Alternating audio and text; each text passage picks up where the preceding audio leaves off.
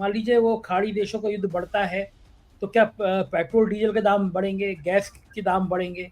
Stock market जो है वो हिस्ट्री पे नहीं चलता है, वो फ्यूचर देखता है। अगर आम आदमी की जिंदगी को फ्यूचर में आप दिखा सके कि इस युद्ध के बढ़ने के बाद एक साधारण इंसान जो मध्यम वर्गीय परिवार का है, जो गरीब है, उसकी जिंदगी पे क्या असर पड़ेगा। तो क्या लगता है कि आपको ये महाराष्ट्र के और झारखंड के चुनाव पे भी ईरान और इजराइल बम फोड़ने वाले हैं? जो आप जैसे लाडली बहना से जो लाभान्वित हो रहे होंगे, उनके दिमाग में इतनी लंबी चीजें आती होंगी या वो तत्काल देखते होंगे नहीं हमें मिल रहा है पैसा तो मैं वोट देखिए, करता आज की डेट में लोग जो है बड़े बुद्धिमान हो गए, पैसे भी ले लेते और वोट भी नहीं डालते। हूं। अब ब्लड प्रेशर हाई कर रहे हैं शिंदे साहब का, इतने सपने देख रहे हैं वो, दोबारा से आप उनको फिर से एक बियावान जंगल में भेजने की बातें कर रहे हैं।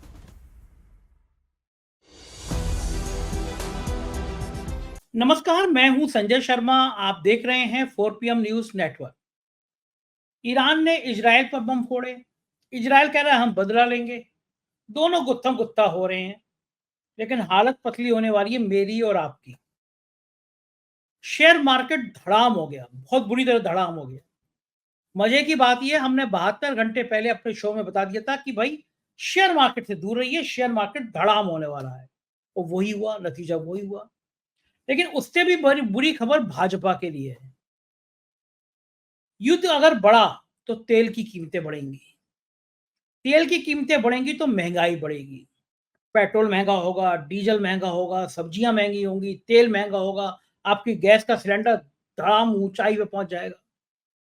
और महाराष्ट्र और झारखंड का चुनाव सिर पर है। महाराष्ट्र में तो भारतीय जनता पार्टी की बैंड पहले ही बजी हुई है। बीजेपी को समझ नहीं आ रहा है इससे पार कैसे पाए। गडकरी कभी सरकार को भी विश करने बता देते हैं, कभी कहते हैं सरकार से दूर रहो। और अगर ये महंगाई का तड़का और बढ़ गया तो बीजेपी की बैंड बजेगी। महाराष्ट्र में बीजेपी जो गेम खेलना चाह रही है उसमें पिट रही है। और 15 अक्टूबर तक चुनाव डिक्लेयर हो जाएंगे। ईरान इजराइल इजराइल से लेकर महाराष्ट्र की राजनीति तक का बहुत बढ़िया विश्लेषण करेंगे आज राजीव रंजन जी के पास चलकर। राजीव रंजन बेहतरीन पत्रकार हैं, बिजनेस पत्रकार हैं और राजनीति की भी बहुत बढ़िया बढ़िया बातें करते हैं। चलते हैं सीधे महाराष्ट्र और राजीव रंजन जी से आज की बातचीत का सिलसिला शुरू करते हैं। पूरी बातचीत सुनिएगा, आपको निश्चित रूप से बहुत अच्छी लगेगी। 4 PM न्यूज नेटवर्क में स्वागत है राजीव भाई आपका। गजब के आप बिजनेस रिपोर्टर हो, मान गए मैं आपको। क्या बिजनेस की जानकारी है? 1 अक्टूबर को कह दिया था कि युद्ध हो रहा है भैया, जरा दूर रहो शेयर मार्केट से, शेयर मार्केट गोता खा सकता है, दूर रहना। और आज वाकई में रिकॉर्ड तरीके से शेयर बाजार गिरा है और लाखों करोड़ रुपए डूब गए हैं निवेशकों के। लेकिन राजीव भाई की बात जिन्होंने सुनी होगी और वो जो शेयर खरीदने से बचे होंगे आज, वो बड़े खुश हो रहे होंगे कि 4 PM चैनल इकलौता ऐसा चैनल है जो सिर्फ आपको दिन भर यही नहीं बताता रहता कि मोदी ने क्या कहा, राहुल ने क्या कहा, बल्कि आपको बताता रहता है कि आपकी जेब में जो माल रखा है, जो जेब में पैसे हैं, वो कब लगाएं और कब नहीं लगाएं। ये किसी भी बिजनेस पत्रकार की जो एक लंबी चौड़ा अध्ययन होता है, ये उसका नतीजा होता है। और जिन जिन के पैसे बचे हैं, आज बहुत सारे झोरावर बचे हैं, वो एक एक बेसन का लड्डू मेरा नाम आवंटित कर दीजिएगा, एक लड्डू जरूर भिजवा दीजिएगा कि कम से कम 4 PM में आधा लड्डू राजीव भाई खाएंगे, आधा लड्डू मैं खाऊंगा, कि कम से कम 4 PM सुन के इतने सारे पैसे बच गए। तो मैं थोड़ा सा सुनवाता हूँ कि दर्शकों को कि अब से 48-72 घंटे पहले जो आज मार्केट धड़ाम हुआ है, उससे कितने दिन पहले राजीव जी ने क्या कहा था हमारे शो में। शायद ये 1 अक्टूबर का दिन था। पहले वो सुनते हैं और फिर आपके पास में आता हूँ, राजीव जी से बातचीत करता हूँ। सुनिए उस दिन राजीव ने क्या कहा था। अच्छा, ये जो जिस तरह से आज मिसाइलें दागी गई हैं, जिस तरह से अमेरिका ने कहा है, आपको क्या लग रहा है कल जब भारत का शेयर बाजार खुलेगा तो शेयर बाजार पे इस युद्ध का क्या असर होगा? बहुत ही नेगेटिव असर होगा। देखिए, जैसा मैंने आपको बताया कि 88% ऑयल जो है वो हम इंपोर्ट करते हैं, क्रूड जो है हम इंपोर्ट करते हैं। तो यदि एक बार क्रूड के प्राइसेस तेजी से भागने लग गए ऊपर, तो जाहिर सी बात है कि उसका इम्पैक्ट सभी पे आएगा। क्योंकि सब्जी हो, कुछ कोई भी चीज हो, फल हो, चावल हो, गेहूं, कुछ भी हो, वो देश के एक हिस्से से दूसरे हिस्से में जाता है, ट्रक के द्वारा ही मोस्टली लॉजिस्टिक्स होती है। तो लॉजिस्टिक के प्राइसेस बढ़ेंगे, लॉजिस्टिक के प्राइसेस बढ़ेंगे तो जाहिर सी बात है लोहे से लेके तो अनाज तक सब में आपको उसका इंपैक्ट नजर आएगा। और शेयर प्राइसेस क्या है? शेयर प्राइसेस कंपनीज के प्रॉफिट पे डिपेंड करती हैं। जब कंपनीज का कॉस्ट बढ़ गया, लॉजिस्टिक में वो ज्यादा पैसा खर्चा कर रहे हैं, तो ऑटोमेटिकली उसका प्रॉफिट जो है वो श्रिंक होगा, वो कम होगा। प्रॉफिट जब कम होगा तो ऑटोमेटिकली शेयर प्राइसेस नीचे आएंगे। तो यदि ये वॉर लंबा खींचा तो संजय जी, मैं आपके दर्शकों को यही सुझाव दूंगा कि ये शेयर मार्केट से दूर रहें अभी फिलहाल, क्योंकि ये समय ठीक नहीं है, बहुत वोलेटाइल स्थिति है, बहुत वोलेटाइल समय है। सोच समझ के शेयर मार्केट में नए पैसे डालें। तो राजीव, ये हमने अपने दर्शकों को सुनवाया, गजब भविष्यवाणी थी आपकी। लेकिन वाकई में ये जैसे युद्ध बढ़ रहा है, वैसे वैसे लोगों को डर बढ़ रहा है कि अगर यही हाल रहा, इस तरह से बाजार नीचे आया, तेल के दामों में, कीमतों में बढ़ोतरी की सूचनाएं आने लगी, तो भारत पे इसका बहुत बड़ा असर पड़ेगा। भाई पेट्रोल डीजल महंगा हो जाएगा तो सब्जी मंडी महंगी हो जाएगी, सब्जियां महंगी हो जाएंगी, दाल चावल महंगे हो जाएंगे। लेकिन विस्तार से आप समझा सकते हैं, मैं तो थोड़ा मोटा मोटा, चूंकि मैं बिजनेस का पत्रकार नहीं हूँ, लेकिन आप बिजनेस में आपने बहुत स्टडी करी है, ढेर तो किताबें पढ़ते रहते हैं आप, तो जरा मुझे समझा दीजिए हाँ, कि क्या असर होगा, और ये युद्ध बढ़ा जो इसकी बढ़ने की उम्मीद लग रही है, तो क्या होगा असर भारत के आम आदमी पे इसका, और अब क्या करना चाहिए भारत के आम आदमी को? देखिए, सबसे पहले तो जैसे मैंने 2 दिन पहले भी बताया था कि इन्वेस्टर्स को स्टॉक मार्केट से भी दूर रहना चाहिए, क्योंकि उसके 3 रीजन है। तीनों रीजन मैं आपको बताऊंगा, पर पहले आपके प्रश्न का जवाब मैं दे देता हूं कि क्या करना चाहिए। तो पहली बात, दूरी बना लीजिए, क्योंकि वैल्यूएशन जो है अभी बहुत हाई है। उस वैल्यूएशन को जस्टिफाई करने के लिए जो है कंपनीज को बहुत ही अच्छा परफॉर्म करना पड़ेगा। और कंपनीज अच्छा परफॉर्म कब करेंगी? जब इकोसिस्टम जो है, जहां पे वो व्यापार करती हैं, अपने प्रोडक्ट्स को बेचती हैं, वो स्टेबल रहे। आज की डेट में इकोसिस्टम जो है, ग्लोबल इकोसिस्टम, वो स्टेबल नहीं है। अमेरिका के पोर्ट्स में बहुत 18 पोर्ट्स पे जो है, आप भारत में न्यूज दिखाई नहीं जा रही है, 18 बड़े पोर्ट्स पे वहां पर हड़ताल हो गई है, 18 बड़े पोर्ट्स पे।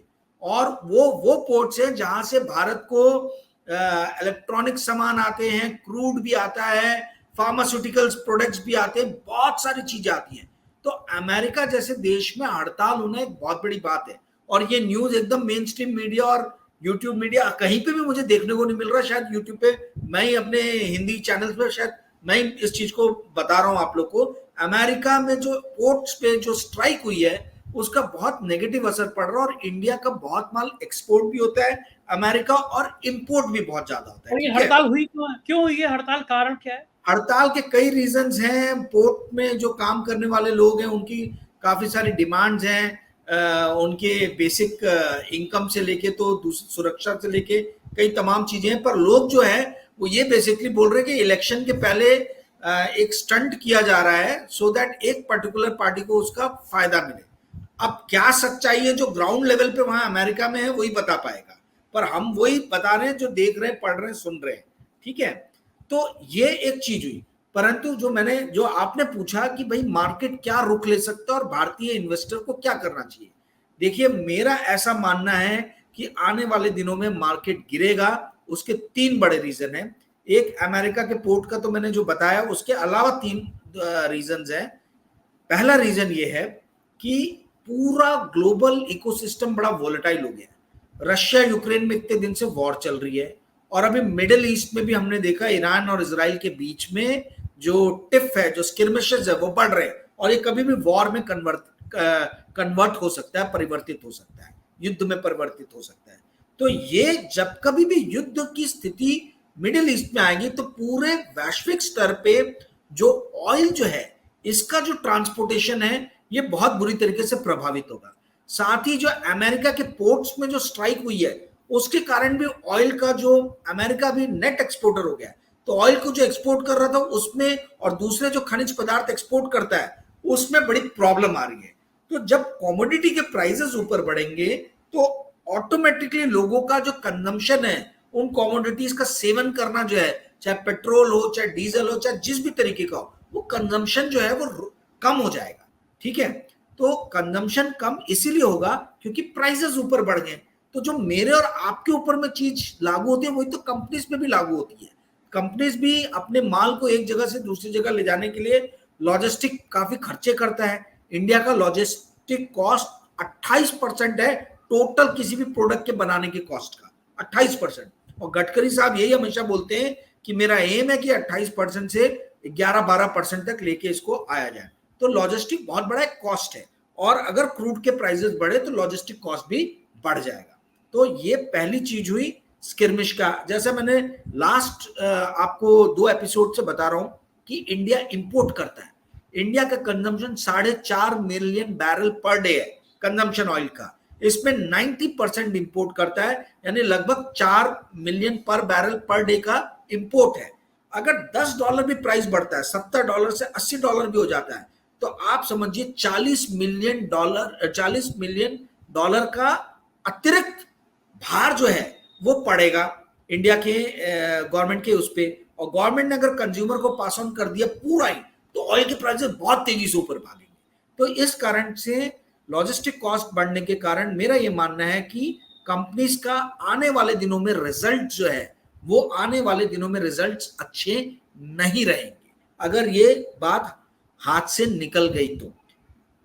Share prices is nothing but all about companies profit. Company profit कितना बनाती है उसी पे डिपेंड करता है कि शेयर प्राइसेस आगे कैसे मूव होंगे। और हमेशा याद रखिए, स्टॉक मार्केट जो है वो हिस्ट्री पे नहीं चलता है, वो फ्यूचर देखता है। हमें आगे भविष्य में जीना है, ना कि हमें अतीत में जीना। अतीत तो हो गया, ठीक है, तो भविष्य में कैसे प्रॉफिट बनेंगे कंपनीज के, वो डिफाइन करते हैं कि स्टॉक प्राइसेस किस तरफ जाएंगे, ऊपर जाएंगे कि नीचे जाएंगे। यदि प्रॉफिट कम बनेंगे तो क्वाइट ऑब्वियस है कि स्टॉक प्राइसेस भी नीचे आएंगे। पहला रीजन ये। दूसरा रीजन ये कि स्टॉक प्राइसेस बहुत कुछ जो है वो लिक्विडिटी सिस्टम में कितनी है, सेंट्रल बैंक्स की पॉलिसीज कैसी है मॉनेटरी, इस पे डिपेंड करता है। अभी तक आरबीआई ने इंटरेस्ट रेट कम नहीं किया और हम सोच रहे थे कि इंटरेस्ट रेट कम करेगा और इकोनॉमी को थोड़ा सा बूस्ट मिलेगा। मुझे अब वो चांसेस, ये यदि वॉर हो जाता है और इन्फ्लेशन महंगाई बढ़ती है, तो मुझे दिखता है कि ये एकदम पॉसिबिलिटी नहीं है।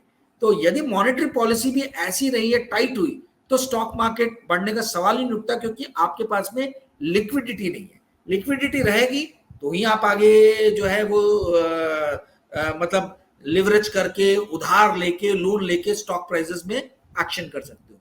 और तीसरा जो सबसे बड़ा कारण है, वो सेबी ने जो 2 दिन पहले डिसीजन लिया कि फ्यूचर एंड ऑप्शन मार्केट जो है, उस मार्केट को काफी स्ट्रिक्टली जो है रेगुलेट करने की बात कर रही है सेबी। तो अगर ये रेगुलेशंस जो है वो स्ट्रिक्टली इंप्लीमेंट करती है, एग्जीक्यूट करती है, तो बहुत सारे रिटेल इन्वेस्टर्स, जो बेरोजगार युवा जो 10-10, 15-15 हजार का जुआ रोज खेल रहे हैं, वो खेलना बंद हो जाएगा। ये मार्केट को बहुत बड़ा सपोर्ट जो है वो रिटेल इन्वेस्टर से मिल रहा है। वो रिटेल इन्वेस्टर, यदि मार्केट 2-4 हजार पॉइंट गिरा, तो सबसे पहले छोड़ के भागने वालों में से रिटेल इन्वेस्टर ही रहेंगे। निफ्टी अगर 2000 से 4000 पॉइंट गिर गया, तो आप देखिए जो म्यूचुअल फंड में सिप आ रहा है और सारी चीजें आ रही है, इसका फ्लो कम हो जाएगा और ऑटोमेटिकली जो एक रिटेल का कुशन जो मिल रहा था, वो कुशन मिलना बंद हो जाएगा। अभी तक इस साल की शुरुआत से एफआईआई जो है, फॉरेन इंस्टीट्यूशनल इन्वेस्टर्स, इन्होंने बिकवाली की है स्टॉक की, जबकि जो डीआईएस है, डोमेस्टिक इंस्टीट्यूशनल इन्वेस्टर्स, जिसमें म्यूचुअल फंड्स आते हैं, इंश्योरेंस कंपनीज आती हैं, एलआईसी टाइप, इन्होंने खरीदारी की और रिटेल इन्वेस्टर ने, इसीलिए मार्केट बचा हुआ है। और तीसरा सबसे बड़ा रीजन, चाइना ने रिसेंटली $550 बिलियन अनाउंस किया है कि वो लिक्विडिटी अपने सिस्टम में डालेगा।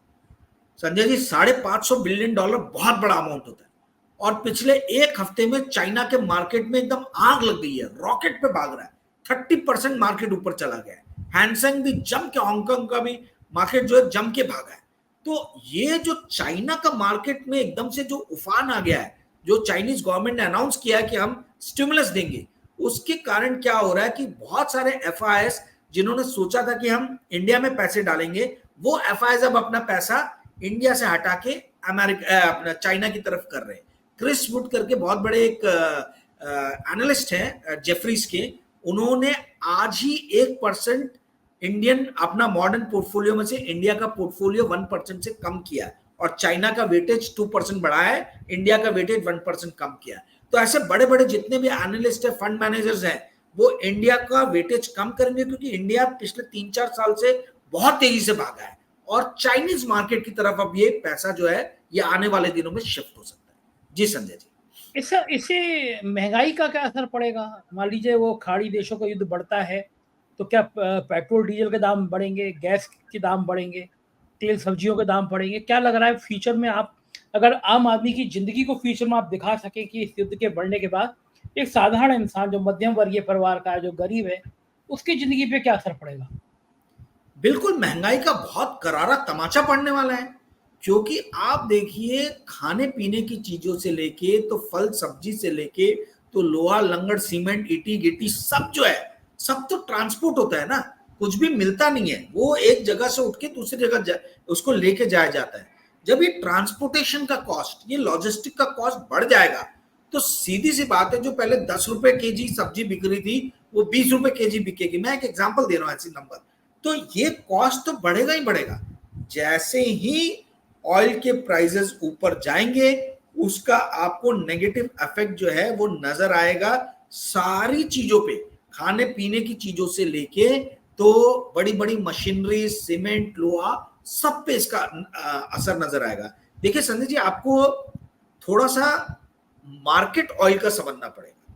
यदि आपको यह समझना है कि ऑयल का मार्केट पे कैसा असर पड़ेगा, कैसा पड़ सकता है, तो आपको थोड़ा समझना पड़ेगा। देखिए क्या ईरान जो है 4-4.5 मिलियन पर बैरल पर डे प्रोड्यूस करता है, जो 4 से 4.5% के बीच में है वर्ल्ड के कंजम्पशन का।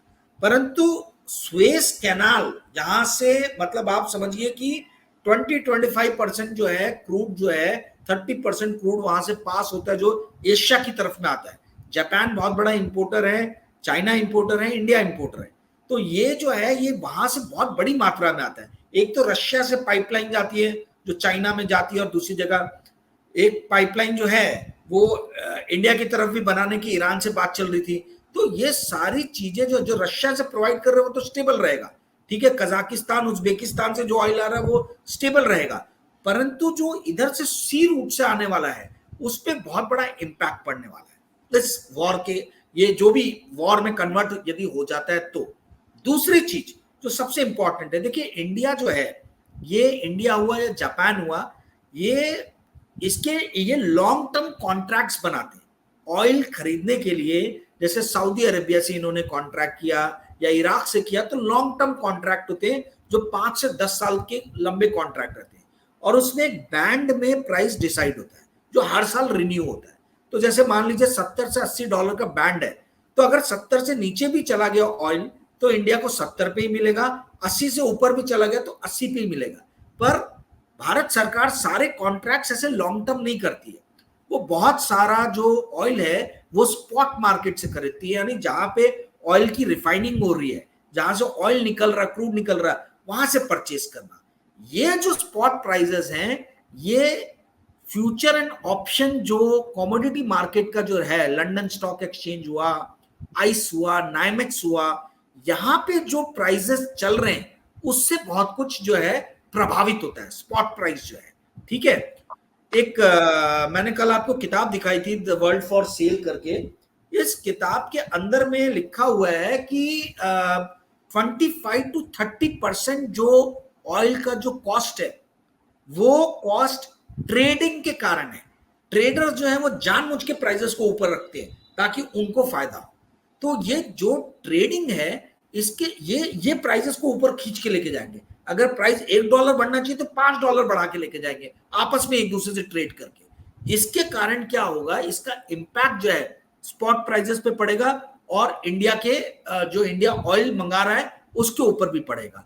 ऊपर से कल मैंने एक और बात बताई थी जो फिर दोहराना चाहता हूं कि वर्ल्ड की ऑयल की ट्रेडिंग में 5 बड़े सिर्फ हाउसेस हैं जो 25% वर्ल्ड का जो ऑयल जो है उसके ऊपर में उनका अधिकार है, और वर्ल्ड का 16% ऑयल जो है 7 बड़ी ऑयल एक्सप्लोरिंग प्राइवेट कंपनीज जो है वो प्रोड्यूस कर रही है। तो ये 25% ट्रेडिंग और 16% जो ऑयल प्रोड्यूसिंग कंपनीज जो है, एक्सॉन हो गया, आपका बीपी हो गया, ब्रिटिश पेट्रोलियम हो गया, मैराथन हो गया, टोटल हो गया, ये जो है 16 से 18% टोटल ऑयल जो प्रोड्यूस हो रहा है, यानी 16 से 18 मिलियन बैरल पर डे, ये सिर्फ ये 7 कंपनीज करती है।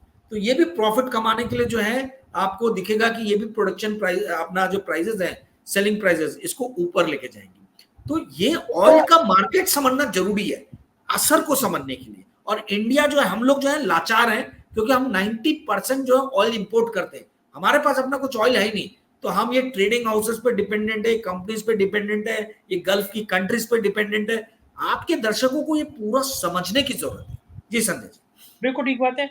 इस बीच में पॉलिटिकल अगर हम इसके मतलब निकालें तो बीजेपी के लिए बड़ी खराब खबर है, क्योंकि अगर महाराष्ट्र के चुनाव लगभग 15 अक्टूबर से पहले डिक्लेयर हो जाएंगे और अगर ये महंगाई बढ़ती है, किसी को समझ में नहीं आएगा कि ईरान ने बम फोड़ दिए और वो इजराइल ने बम फोड़ दिए। वो तो कहेगा कि भैया कल मैं जा रहा था तो मेरा 70 रुपए में टंकी में इतना रुपए आज पेट्रोल आ जा रहा था, आज गया तो 100 रुपए में आ रहा है। सिलेंडर इतने रुपए मिल रहा है, अब इतने रुपए मिल रहा है। सब्जी जो है 4 रुपए किलो थी, अब वो 40 रुपए किलो हो गई। ऐसे उदाहरण बता रहा हूँ मैं, इस तरह की बातें होंगी। तो कोई ईरान इजराइल पर नहीं जा रहा, सब तो तत्काल देखेंगे तत्काल महंगाई बढ़ गई है। तो क्या लगता है कि आपको ये महाराष्ट्र के और झारखंड के चुनाव पे भी ईरान और इजराइल बम फोड़ने वाले हैं? इसका तो बहुत ज्यादा असर पड़ेगा ही, क्रूड प्राइसेस यदि ऊपर जाते हैं। पर उससे बड़ी बात यह है, महाराष्ट्र की यदि बात ले संजय जी, तो महाराष्ट्र में तो महाराष्ट्र की गवर्नमेंट ने सेल्फ गोल कर दिया है, अपने पैरों पे कुल्हाड़ी मार दी है जोर से उन लोगों ने।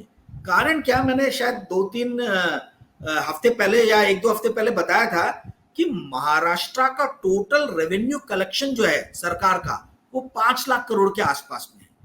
5 लाख करोड़ में से आप सोचिए, लाडली बहन योजना पे 45,000 करोड़ का खर्चा होने वाला है, जो इन्होंने योजना निकाली है सालाना। ठीक है, उसके अलावा फुकट बिजली जो किसानों को ये देंगे, अभी अनाउंस किया है, उस पर 15,000 करोड़ का खर्चा होने वाला है। और जो ये ट्रेनिंग प्रोग्राम जो यूथ के लिए चालू किया है, उस पर 10,000 करोड़ का खर्चा होने वाला है। तो आप ये पूरा ऐड करें इनके वेलफेयर के, तो यही 1 लाख करोड़ के आसपास आ जाता है।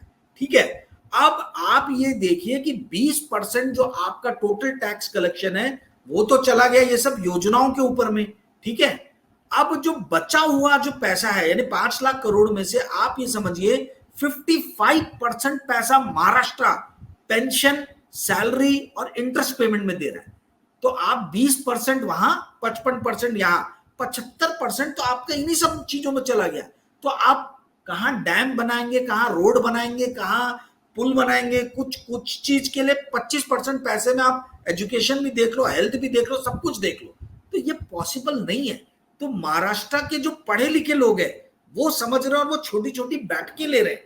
कई बैठकों में मेरे को भी आमंत्रित किया गया है कि आप आइए और समझाइए लोगों को कि किस तरीके से जो है महाराष्ट्र का पूरा जो बजट, जो फिस्कल कंडीशन है, वो खराब हो गया है।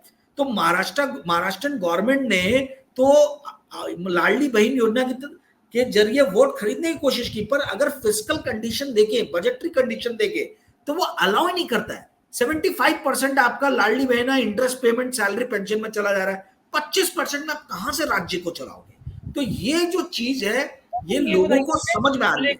लेकिन राजीव भाई, जो आप जिससे लाडली बहना था जो लाभान्वित हो रहे होंगे, उनके दिमाग में इतनी लंबी चीजें आती होंगी, या वो तत्काल देखते होंगे नहीं हमें मिल रहा है पैसा? देखिए, आज की डेट में लोग जो है बड़े बुद्धिमान हो गए, पैसे भी ले लेते और वोट भी नहीं डालते। गडकरी जी ने यही तो बोला था ना, जो कंट्रोवर्सी हो गई थी 2014 में, कि कांग्रेस से पैसे भी ले लो और वोट मत डालो। फिर उसके बाद में शरद पवार जी ने महाराष्ट्र में बोल दिया पैसे ले लो भाजपा वालों से, वोट मत डालो। तो जनता के जो दिमाग में है वो बैठ गया है कि भाई जो भी सरकार आएगी पैसे ले लो इनसे, वोट अपने मन से डालेंगे, वोट तुम्हारे कहने से नहीं डालेंगे। तो ये जो एक सोच है कि लुभावने जो ये हैं, क्या बोलते हैं, लुभावने हम ऑफर्स दें और लोग जो है, हाँ, लोग उससे गुमराह होकर वोट हमें दे दें, ये समय अब चला गया। एक्सपोजर बहुत है, लोग बहुत देखते पढ़ते हैं, मोबाइल पे न्यूज सुनते हैं, लोगों का एक्सपोजर लेवल बढ़ रहा है, लोगों को ज्ञान, उनको समझ में आ रहा है कि 1,500 रुपए से दे के हमसे वोट, मतलब ये किया जा रहा है, ब्राइब दिया जा रहा है हमसे वोट लेने के लिए। तो पब्लिक जो है, और महाराष्ट्र बहुत ही well cultured, well educated state है। महाराष्ट्र के अंदर में यदि आप देखेंगे तो आप पुणे चले जाइए, नागपुर चले जाइए, नागपुर के आसपास की जगहों पे चले जाइए, लोगों का अवेयरनेस लेवल बहुत ज्यादा है, पढ़े लिखे लोग हैं। तो वो ये सारी चीजों को देख रहे, समझ रहे हैं। इंटरनल रिपोर्ट्स ये बोलती है कि भाजपा और उसके अलाइड पार्टीज मिलके 100 सीट भी शायद ना जीत पाए, जो मेरी जानकारी है। ब्लड प्रेशर हाई कर रहे हैं शिंदे साहब का, इतने सपने देख रहे हैं वो, दोबारा से आप उनको फिर से एक बियावान जंगल में भेजने की बातें कर रहे हैं। क्या देखिए, उसके लिए एक स्ट्रैटेजी बनाई इन्होंने कि शायद देवेंद्र फडणवीस का नाम जो है, ये चल रहा है कि नेशनल प्रेसिडेंट के लिए अनाउंस करे। संजय जोशी या देवेंद्र फडणवीस, दोनों महाराष्ट्रियन लोगों का ही नाम चल रहा है कि इनको ही नेशनल प्रेसिडेंट बना के इनका नाम अनाउंस करके जो है वो हम किसी भी तरीके से जो है सत्ता में आए, सत्ता में, अन्यथा सत्ता इनके हाथ से गई। जी, क्या लग रहा है कि अगर ये आ भी जाते हैं तो कुछ फायदा मिल जाएगा? नहीं, फायदा क्या ही मिलेगा। और मैंने तो बताया कि पैसे ही नहीं बच रहे इनके पास में। 75% पैसे तो इनके सिर्फ सैलरी, पेंशन और यही सब करने में जा रहे हैं। तो जनता को पैसे देने के लिए तो है ही नहीं। और जो इन्वेस्टर्स की हम बात कर रहे हैं, देखिए इन्वेस्टर्स, मेरा ये मानना है, लोगों का, आम जो दर्शक है, लोगों को खुद से इन्वेस्टमेंट करना सीखना आना चाहिए। अब आप पूछोगे कैसे वो सीखें, तो मैं आपको एग्जांपल दो चार देता हूं। लोगों को जो है ट्रेंड्स, मेगा ट्रेंड्स जो है वो पकड़ने आने चाहिए। मेगा ट्रेंड्स कैसे डेवलप होते हैं, जैसे एग्जांपल देता हूं, 1980 से लेकर 2020 तक, कोरोना के बाद भी 2021-22 तक ट्रेंड क्या था? ट्रेंड ये था कि मैन्युफैक्चरिंग सेक्टर डिक्लाइन पे है और इंफॉर्मेशन टेक्नोलॉजी सेक्टर जो है, नॉलेज सेक्टर जो है, ये चढ़ाव पे है। ठीक है, तो जिन भी लोगों ने 1980 से लेकर 2022 में इंफॉर्मेशन नॉलेज सेक्टर में इन्वेस्टमेंट किया, बम बम हो गए, मतलब जबरदस्त पैसे उन्होंने बनाए। तो अब ये तो हुई पास्ट की बात, बट फ्यूचर के क्या ट्रेंड नजर आ रहे हैं? तो एक ट्रेंड तो यही नजर आ रहा है कि इतने वॉर्स हो रहे हैं लोगों के बीच में, इतने वॉर्स हो रहे, कंट्रीज के बीच में वॉर हो रहे, कि आने वाले दिनों में जो वेपन इंडस्ट्री है, जो डिफेंस इंडस्ट्री है, ये इंडस्ट्री बहुत फलेगी फूलेगी। आपने देखा कैसे पेजर का यूज करके जो है हमास के चीफ को मार दिया गया। तो ये टेक्नोलॉजी जो है ना, डिफेंस रिलेटेड टेक्नोलॉजीज, आप इनकी कंपनीज पता कीजिए, इंडिया में कौन कौन सी public listed defence related companies है, किस किस टेक्नोलॉजी पे काम कर रही है, और यदि आपको वो एक्साइट कर रही है तो आप उसमें पैसा डालिए। ये एक ट्रेंड मैंने आपको बताया। दूसरा ट्रेंड, आबादी इतनी बढ़ रही है, नौकरियां घट रही हैं, परेशानियां तमाम हो रही है, लोग साइकोलॉजिकल डिसऑर्डर से जो है वो बहुत ज्यादा प्रभावित हो रहे हैं। तो आप फार्मास्यूटिकल कंपनीज देखिए, वैसे भी फार्मा को जो है वो डिफेंसिव बेट माना जाता है। जब पूरी दुनिया में भूचाल आता है, जब सारे सेक्टर गिरते हैं, जब वॉर होता है, वॉर इकोनॉमिक्स अपने आप में एक बड़ी इंटरेस्टिंग इकोनॉमी है। ठीक है, तो वॉर इकोनॉमी में जो उभर के जो एक सेक्टर आता है वो है फार्मा सेक्टर। तो आप देखिए कौन कौन सी कंपनीज हैं जो फार्मा में अच्छे ड्रग्स बना रही है, R&D कर रही है, उसमें पैसा डालिए। वॉर इकोनॉमिक्स मैंने आपको बताया, देखिए युद्ध हो गया, युद्ध में क्या होता है, युद्ध में सारी चीजें नष्ट होती है, नष्ट चीजों को फिर से कंस्ट्रक्ट किया जाता है, रिकंस्ट्रक्शन का काम होता है। रिकंस्ट्रक्शन में क्या लगता है सबसे ज्यादा? कॉपर लगता है, सीमेंट लगता है, आयरन लगता है। तो जब लगता है कि वॉर बंद होगा तो आप ऐसी कंपनीज में डालिए। मैं आपके दर्शकों को स्टॉक के नाम नहीं बता रहा हूं, पर मैं आपके दर्शकों को यह बता रहा हूं कि कैसे अलग अलग सिचुएशन में अलग अलग टाइप के स्टॉक्स को पिक करना चाहिए। यदि आपने ये समझ लिया कि कैसी स्थिति में हमें क्या खरीदना है, तब जाके जो है आपको ना CNBC की जरूरत है, ना राजीव रंजन सिंह की जरूरत है, ना इकोनॉमिक टाइम्स की जरूरत है। आपको सिर्फ ट्रेंड स्पॉट करना है, और ट्रेंड स्पॉट करके आपको उस ट्रेंड के अंदर में घुस जाना है, इन्वेस्टमेंट कर देना 8-10 अच्छी कंपनीज में। जी संजय जी, बहुत बहुत शुक्रिया राजीव भाई, इतनी सारी बातें आपने बताई, पॉलिटिकल बातें, बाजार की बातें। धन्यवाद, आभार आपका। तो ये थे राजीव रंजन जी, पूरी बात सुनी। आपको कैसी लगी बातचीत? मैं आपकी राय का इंतजार करूंगा। चैनल को ज्वाइन करना, सब्सक्राइब करना ना भूलें। शुक्रिया, थैंक यू।